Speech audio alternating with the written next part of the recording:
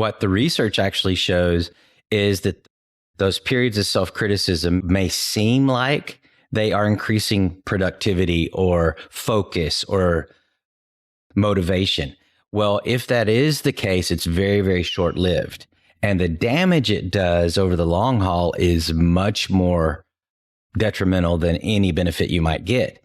Whereas practicing self-compassion and this mindful self-compassion actually does truly increase productivity and focus.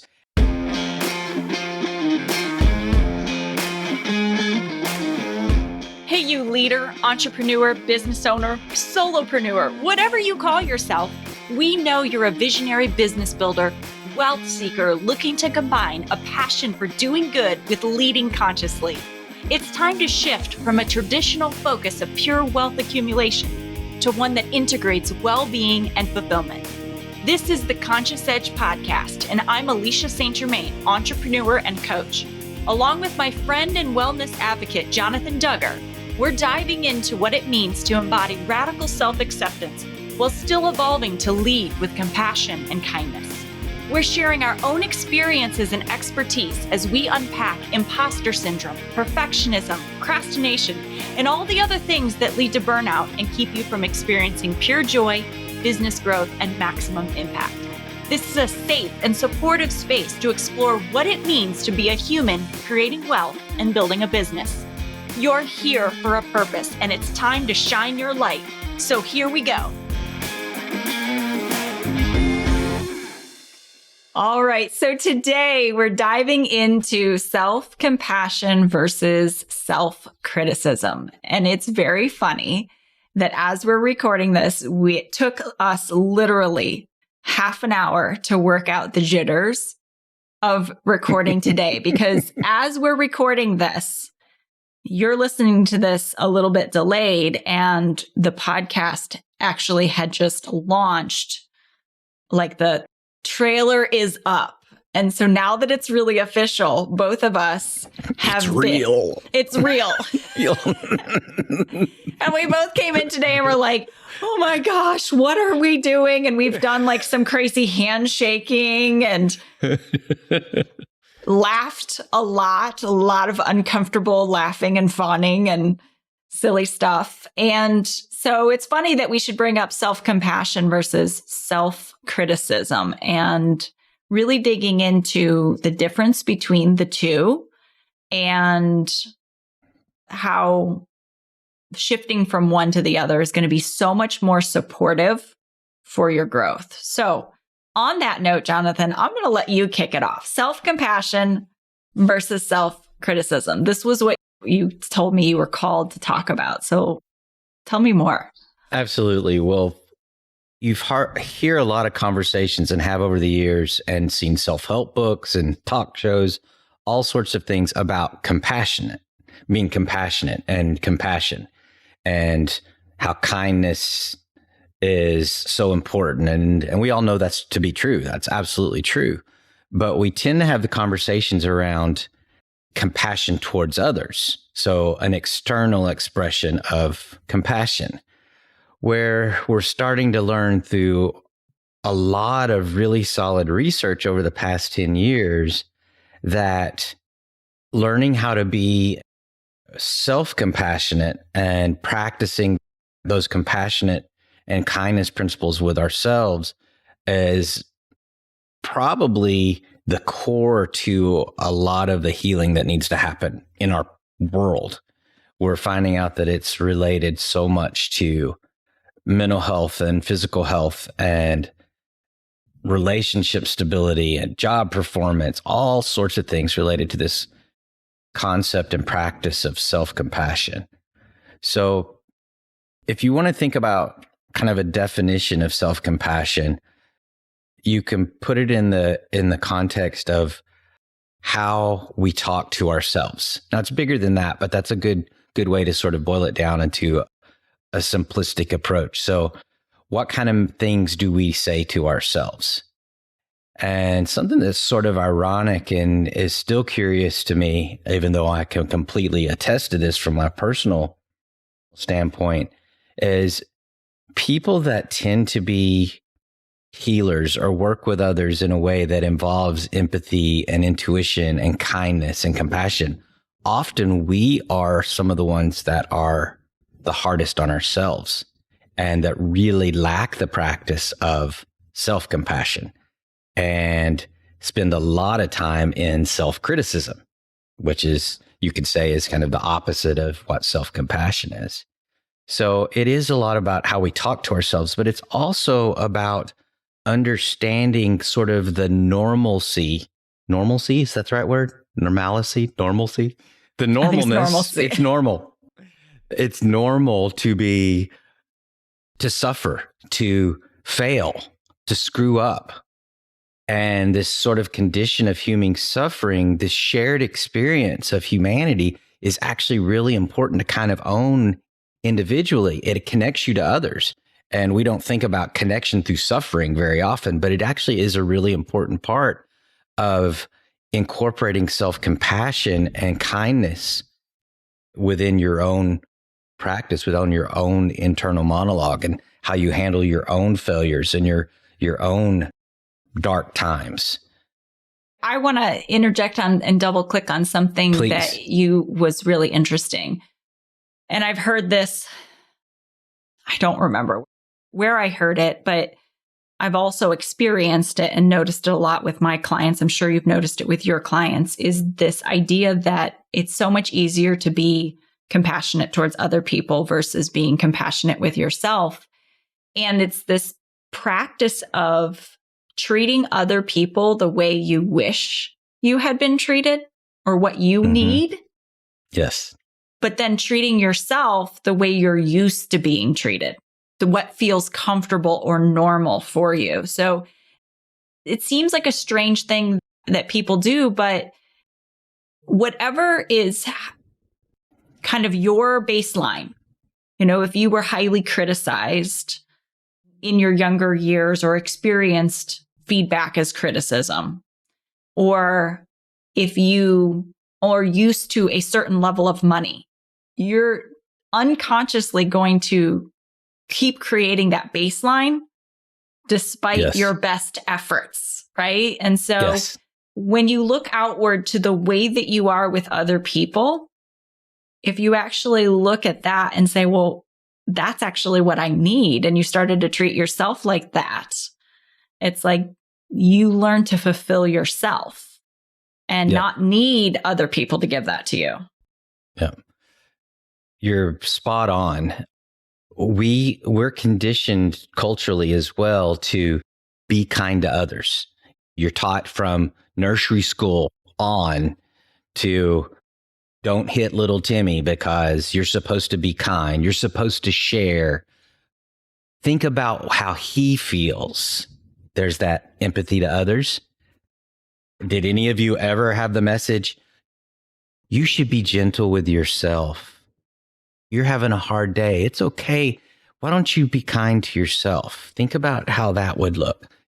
I don't remember an adult ever telling me that as a kid. Maybe they did, but the practice of self-compassion, which is probably a whole nother episode, or, maybe something we do offline, I don't know, but there's lots of different ways to implement and incorporate self-compassion into your life. But it really is a reprogramming, because we have been programmed to deny self in a lot of ways and criticize self in a lot of ways.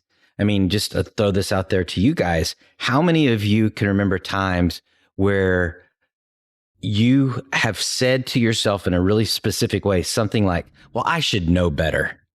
Or let's say you have some background in healthcare or mental health or coaching, and you'll tell yourself things like, well, I have a different set of skills, so I should know better. I should do better. I should be better. Well, maybe there's some truth to those statements, but the core of that is self-criticism. The core of that is picking yourself apart because you didn't live up to something that somebody else said or you said you should do. So the other key component of self-compassion is the concept of mindfulness. And I'd love to do some pieces on mindfulness as well. So the idea that we start to learn, this is sort of that practice of self-compassion. We start to learn to step outside of ourselves a little bit.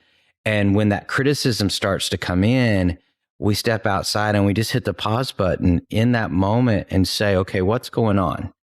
Why is it so important that I stand out in a different way? Why is it so important that I am judging myself so harshly?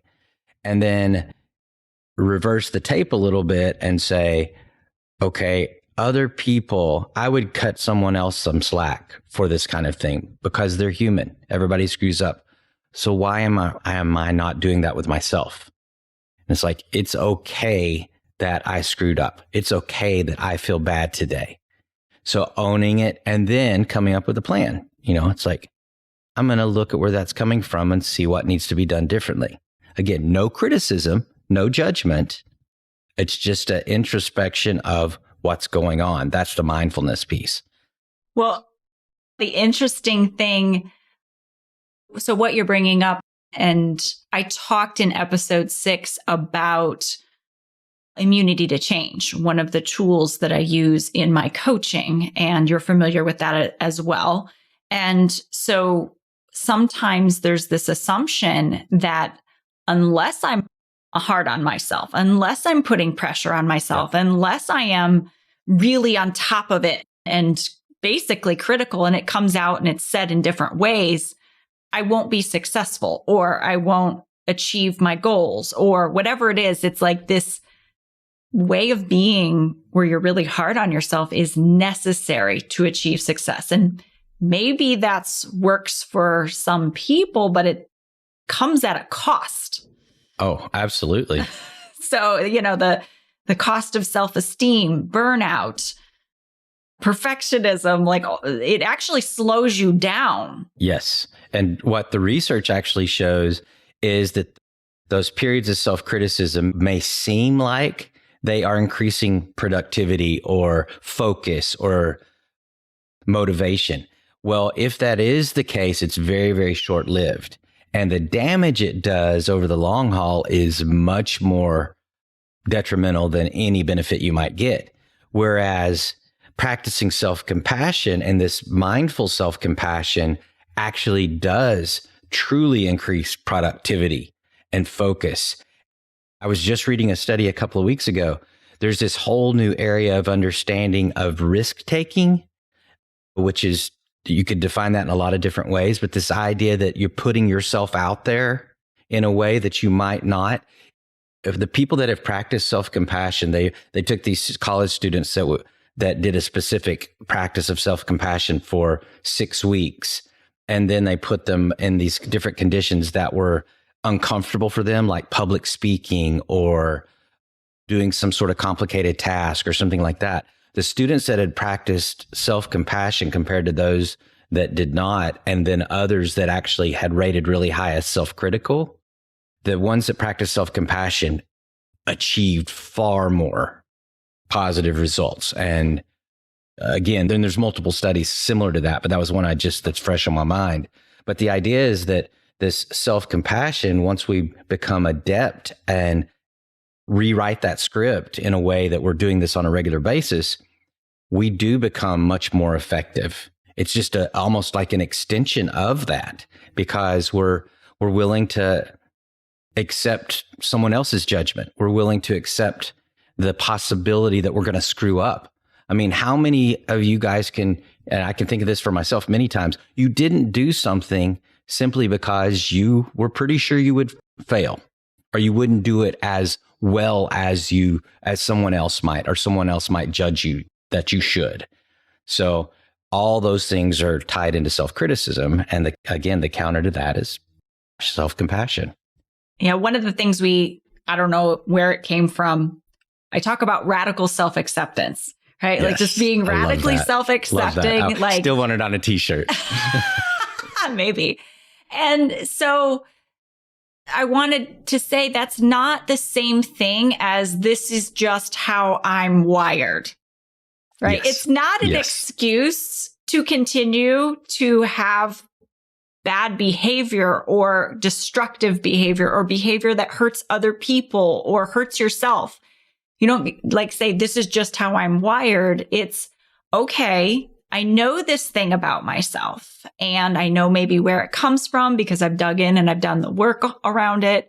I know what's likely to cause this to come out in me or throw me off my balance, off of who I really am. And I'm working to overcome that. And it's really about accepting it. And you said acknowledging, like, okay, this happened, and recommitting.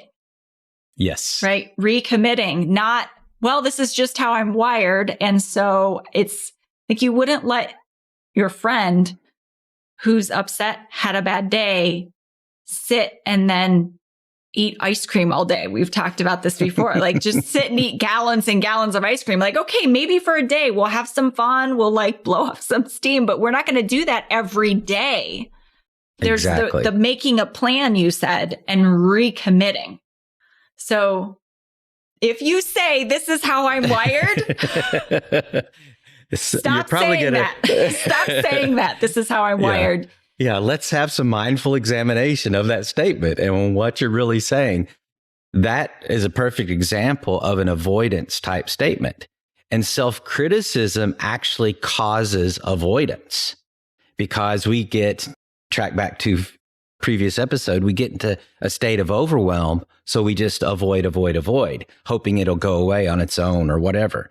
Whereas just the opposite with self-compassion, it's about non-critical analysis or processing of what's going on internally. And like you said, how do I make a change? How do I do something that's growth oriented, that's improved, that's going to help myself and help others? It's that processing in a way that's productive as opposed to setting you up to just stall or avoid. I think that's a good segue into actually talking a little bit about what self-compassion is not, because there's so much literature, some of it not great, out there about positivity and positive psychology. So I've had this conversation with other people where I bring up self-compassion. They're like, oh, that's that Pollyanna positivity BS or something like that. And actually, it's quite the opposite. The whole concept of self-compassion has nothing to do with avoiding the negative and sort of a false focus on the positive. It's simply kind of a neutral state of processing where you find a peacefulness with whatever is going on. So you could say, like, it's about accepting and dealing with the negative emotions as opposed to avoiding them and over focusing on, I'm going to change that picture into something pretty. Well, you may get to a pretty picture because you found some peace, you found some balance, but it's not avoiding the negative. It's not avoiding the dark. It's not avoiding the suffering in order to get there. Another thing that you will hear is self-compassion is the same as self-pity. Like you're having a pity party. That's what somebody said to me when I did a lunch and learn recently for a group of nurses and brought up self-compassion right at the beginning. And it wasn't the core theme of the discussion, but it was a part of it. And I brought it up. And one lady goes, oh, so that's to sit in the corner and have a pity party. She goes, I do that sometimes. I give myself 15 minutes to have a pity party. I said, well, it's interesting. And I said, I'm glad that you actually give yourself some time and space to process how you need to process. But pity's kind of the opposite of compassion, what I'm talking about. I said, so the idea is that self-compassion is trying to find a balanced perspective that helps you deal with the darkness, that helps you deal with your problems. And then you focus on the connections that you have with others when it comes to facing that problem, is that sort of shared humanity. So it's not about this sort of internalizing pity. It's about an awareness of what makes us all tick as humans.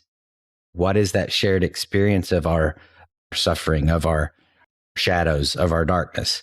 And some of you, when you start digging into this a little bit more, and again, we may cover this in some other details later on too, but you're going to really see it opening the way you think about things. It's not complex. It's very simple, But when I first started doing this work with myself, and this may come across as arrogant, but I have a huge background, lots of time spent studying and reading and working with people that should give me those extra skills. So I should be better at this or the other. Well, what I found out was when I got to that place of non-judgment and just analysis, I was actually a whole lot worse because I did spend so much time in self-criticism. And when you start looking at this and you can get to that place of just sort of being peaceful and say, that's curious. Where did that come from?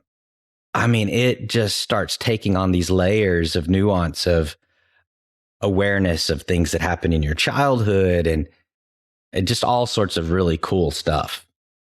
Well, and what I'm hearing, just going back to the self-compassion versus self-pity, is self-compassion is really being responsible and thinking about and being curious, where did this come from? I feel this way. What am I going to do about it?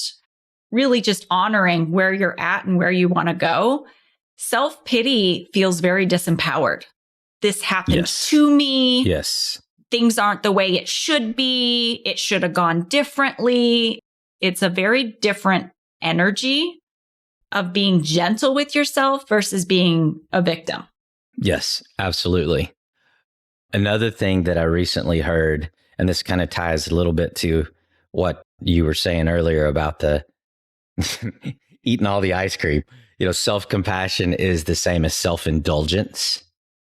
And again, just the opposite in a lot of respects. It's the idea that we're looking for ways to improve.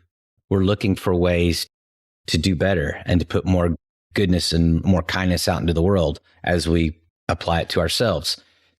And right along with that, I've had someone say, well, that sounds like a very weak-minded and weak-spirited type person. If you have to go to, say you love yourself, you have to tell yourself that's a very weak position. And again, just the opposite. The weak position is actually the self-critic, the person that beats up. That's an easy place to go. That's an easy place for all of us to go. Where a much more challenging place to go is one of self-reflection and non-judgment of your behavior and your thoughts and your feelings and your intentions. That's a much more challenging place to go. That takes a lot more bravery than just beating yourself up. Yeah, I made you couldn't see my face, but as soon as you said that this is weak, I was like, oh, okay, that's interesting. Right? Judgment. Caught myself right there in that moment, like, oh, okay. Then made a judgment. But what I was for an example, so I discovered one of my clients in our coaching call, she shared that she could not find the recording of our coaching call from 2 weeks ago. And when I realized, I have a certain process that I typically follow to make sure that I don't miss certain things. And in my head, I went, really, I didn't post the recording. I can't believe it. And here they've been gone. It's been 2 weeks and she wants to do the reflective work that she's working on.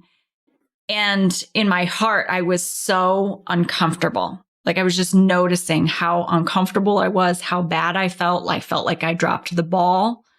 And then I could go to excuse like, oh, well, that was the same time that I was running the summit. Literally, that was launch day of the summit. And I jumped from doing the coaching call to actually doing a panel with some experts that were on virtually. And so I could see where I probably did miss it. And I didn't make the excuse. I didn't say, oh, you know what happened? I went to a coaching call. I didn't do that. So often we want to make an excuse or tell someone why we didn't keep a commitment or didn't follow through. And I just let myself sit with the fact. And I said, I apologize. I missed posting that. I feel terrible. It's true. I do. And I also don't need to beat myself up about it because I'm going to go back and correct that for them. I've owned it. I've apologized. I'm going to correct it for them. I jumped right into recording this podcast, so I better not forget to do it right after we're done recording, right? But I've written it down. It's in front of me, and I'm going to repair the breakdown. So often we try to cover up, excuse the breakdown with people sometimes. And I can hold compassion for myself and not carry that. And I can also acknowledge that too. So absolutely. That's a perfect description of sort of one of the technique or application areas of self-compassion is self-criticism and avoidance often lead to, or a symptom of that is excuse making. We make excuses. Well, the counter to excuse making, and sometimes people try and equate the two, but it's actually very different because the intention behind it is understanding context. Understanding context is really important. That's one of those non-judgment level places where we say, this is what's going on. So what are the things I could do differently to make a difference the next time? Or here's probably where the fallout happened, because that's not an excuse, that's context. So it's really important to identify those differences. And that sounds like a lot of the work you have done internally led you to that very, very quickly, as opposed to hours and hours and maybe days and days of self-flagellation, of beating yourself up because you missed something or you might have done something wrong. Right. And also created an entire story of, oh, I let them down. They're going to be mad at me. Da, da, da, da, da. And exactly. I have the most loving, wonderful, amazing clients. They're lovely. And if I miss something, they give me so much grace to know that that's not my norm.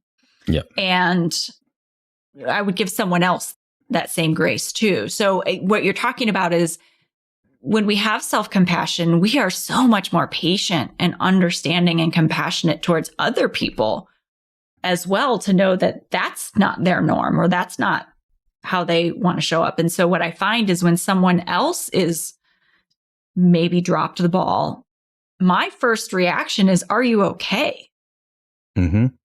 Instead of, I didn't get served or I didn't get what I needed. Yeah. It's hey, exactly. Are you okay? Exactly. And you kind of assume the best of other people. So I think asking yourself that same thing was, am I okay? What's going on here? So I just wanted to give that example for people. And is there anything last that you would add to this? Or we could go so deep, and we have every week to discuss all kinds of things. So is there anything you'd add, though, to put a bow on today's conversation? Just understanding, tracking back to some words I used earlier, this is not a complex task or assignment, but it does take some practice because we are rewiring some scripting that's been going on for many of us all of our lives. So again, you need to be compassionate with yourself as you work on self-compassion, because it is a process. It's not difficult. It's not complex, but it is a process. And so I hope that all of you will do some of your own digging. There's a lot of good information out there, and you'll have ways to be able to correspond with us as well. I think one of the easiest ways is just to add yet. How easy, I haven't figured it out yet. Or, that's just a really simple thing. When you catch yourself in criticism, oh, I should know better. Or it's oh, I just didn't figure it out yet. And that piece for yourself. I think that's a really easy way to take action today to start showing more self-compassion. So again, if you have ideas or things that you would like us to unpack, I don't know where we'll go with it. Who knows what comes out of our mouths sometimes, but it's always something interesting. Again, as I said before, these conversations have been happening for 20 years. We just thought maybe we'd let you in on it. So if you have some thoughts around things you'd like to unpack with us, you can always email me at hello@consciousedge.com and share that as well. Until next time, I am sending you so much love. Be well, everybody. Thanks for listening to the Conscious Edge podcast. Make sure you subscribe and take a moment to be kind and share this episode with someone you care about. Leave a review to help us bring more compassionate leaders building businesses and creating wealth to the table. And for show notes, head over to consciousedge.com/podcast. This podcast and the linked materials are presented solely for general information, educational, and entertainment purposes and should not be taken as personal or medical advice or any kind of mental health treatment. Please consult a medical or mental health professional if you feel you need such services. Please be advised that all investing and entrepreneurial endeavors involve risk, and the use of the education and information on this podcast and linked materials is at the user's own risk. This podcast is part of the Sound Advice FM network. Sound Advice FM, women's voices amplified.